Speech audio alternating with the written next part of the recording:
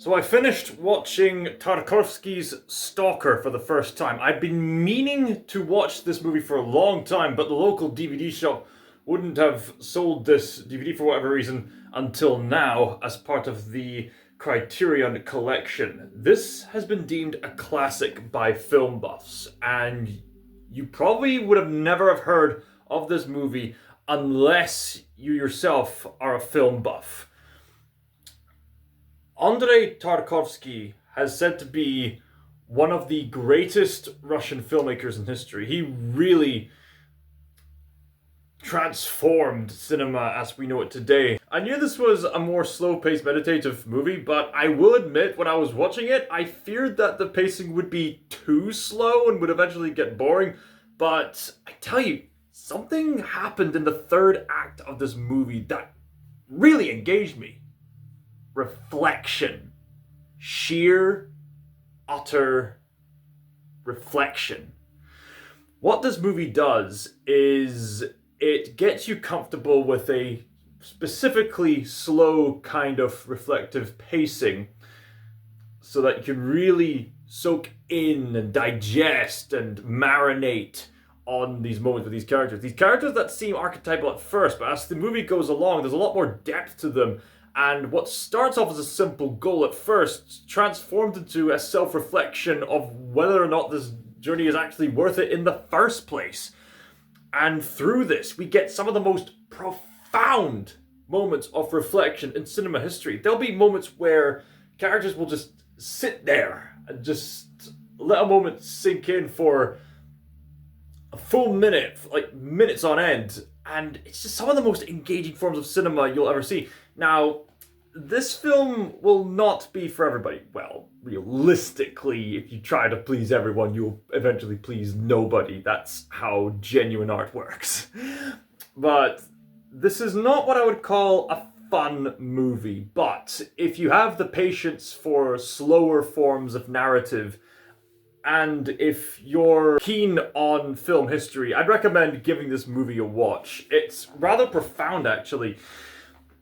So the premise of this movie is that it's a sci-fi meditative movie set in Russia, and the idea of it is that some time ago there was this meteoric crash, and there was some kind of supernatural alien thing going on at the crash site, where amongst the wasteland there was now this room within this place that people call the zone, and if people go into that room, their deepest wish would be granted. And people who go there are said to never come back, and the titular stalker is a man who is paid to guide people to this room. Now, because of the implications of having your wish be granted, the place is heavily guarded, and if you're spotted guarding it, you'll spend a long time in prison. And when we catch up with Stalker, he has just come out of prison from guiding his previous clients into this place. And now two gentlemen are hiring him to do the exact same thing again, much to the dismay of his own wife and his responsibilities to his daughter. But nevertheless, he goes on with guiding these men who, for the simplicity of the narrative, are referred to as writer and professor.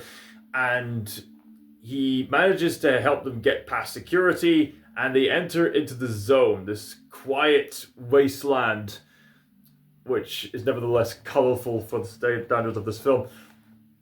And the place that is called the zone is filled with these supernatural traps. So the stalker has the means to check on which areas of the traps, and he insists that he cannot go the same way twice, and you can't go back the same way you came in. So he has to pick this very methodical, laid out path that can be very risky, that can be full of traps. If you stray from it, you could pretty much, die or get lost forever. And so the zone basically transcends their understanding of space and time, and over time the movie becomes less about finding the room which grants your wishes and more a reflection on the characters themselves. And the film goes into this theme of despair, on how people have become so ungrateful for their lives that they lose their sense of wonder and faith. And it's a rather haunting notion, and it permeates throughout the whole movie, and it is the main centerpiece of the meditation in this specific movie. It's a pretty straightforward plot, but there are some areas that are left for a bit of mystery. I heard that the book makes the whole zone thing less enigmatic. I mean, I'm not really familiar with the book, so people who have read the book can correct me in the comments down below.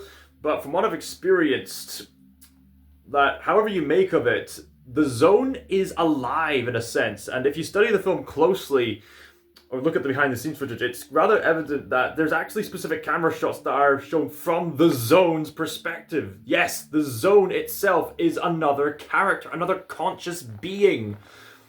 That doesn't make much sense for the writer and the professor, but the zone is supernaturally alive in a sense. And you get Stalker quoting the Book of Revelation at a certain point, which would thematically be fitting for how humanity is so centered on themselves and trying to please themselves, even though the film makes it quite clear that even if, with the kind of mindset that they have, even if they had a place that could have their wish be granted, would they actually be happy? If they were so ungrateful with their current lives, what makes them think that a wish could suddenly make them happy if they would then be ungrateful for that?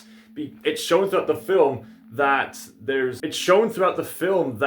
have been people who had their wishes granted, like this one character who got really rich from going into the room, only to realize that the greed was negligent to his character and he ended up killing himself.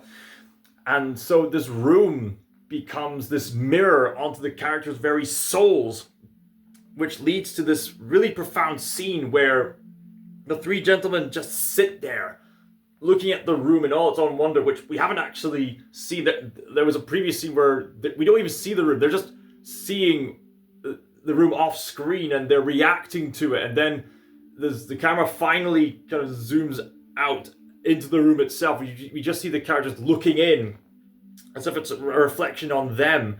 And we just get the stillness and this rain that happens. It's amazing. It's amazing reflection. And the ending is pretty mysterious. I mean, did the daughter go into the room to do some supernatural thing? It's not really made clear as to how she's able to move the cup in the way that she did. Maybe it's some kind of miracle kind of thing. The film doesn't really explain that. Maybe it's explained in the book. I don't really know. But it's another sense of reflection, especially when it's all in color, to showcase how the daughter has, even though she wasn't having an active role, she has this way of grounding the stalker into being grateful, I guess. I mean, it's left up to interpretation, but needless to say, this is one of the most meditative movies you're ever going to experience, and for that, I would highly recommend it. ScotsThinker signing out.